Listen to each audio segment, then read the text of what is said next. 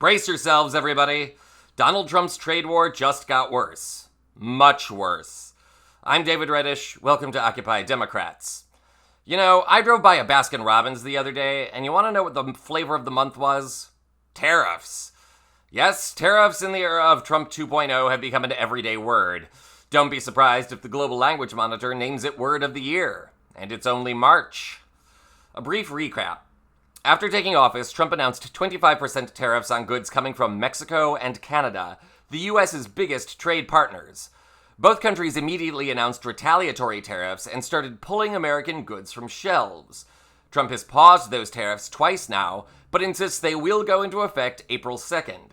The stock market has not responded well to Trump's announcement, dropping more than 3,000 points since he took office.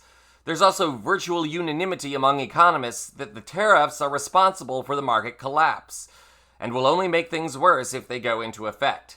Check out what CNBC's economics correspondent Steve Leisman has to say about it all. I'm going to say this at risk of my job, Kelly, but what President Trump is doing is insane. It is absolutely insane. It is about the 8th reason we've had for the tariffs, and now he's saying he's putting 50% tariffs on Canada unless they agree to become the 51st state. That is insane. There is just no other way of describing it. And the trouble, Kelly, is that it shows there are no bounds around President Trump. This is very different from the first administration, where there were people around him who seemed to, I don't know what the word is, but smooth over some of the edges now. And the other thing that's not talked about, Kelly, is what's going on within the administration in terms of how they're treating the Constitution and laws. I think all of that is bad for the attraction of capital. And the gentleman from Bridgewater is 100% right. We need massive amounts of capital if we want to fund our deficits, pay for the things we want to pay for, sell our bonds, and have high stock prices. And it seems as if this administration is doing everything it can to chase foreign capital away. Well, and we could go into the strategy of the insanity as a strategy in terms of our trading Insanity partners. is not a strategy. I'm sorry. I'm with you, Kelly, in trying to look for silver linings. I'm a sunny person. Not silver linings, tactics, right? Some explanation for this other than insanity. I'm ready to accept it if you can come up with one. Leisman is not alone in his assessment.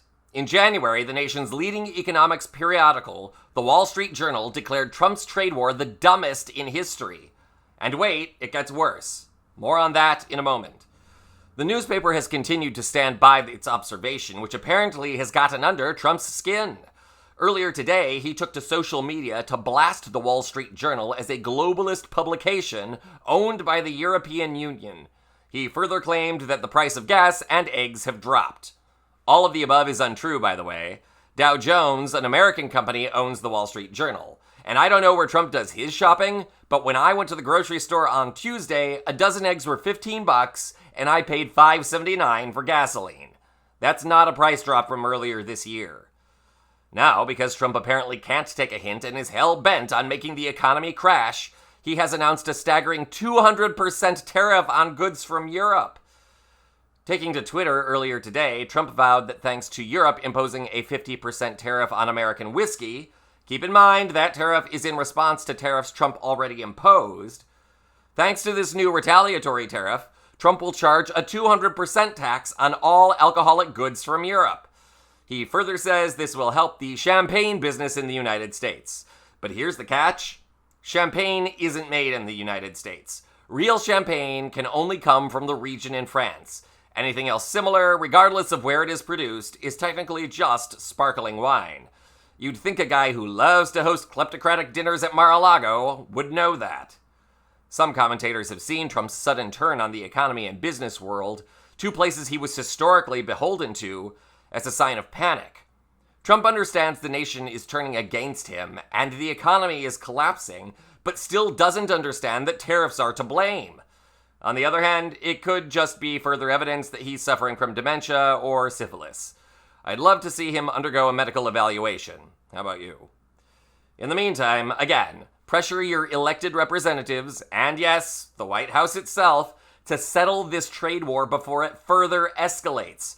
We can still right the ship, although it may involve throwing the captain overboard. I have a feeling that will happen sooner or later. The only question is, how far do we want the ship to sink before we do so? This is Occupy Democrats.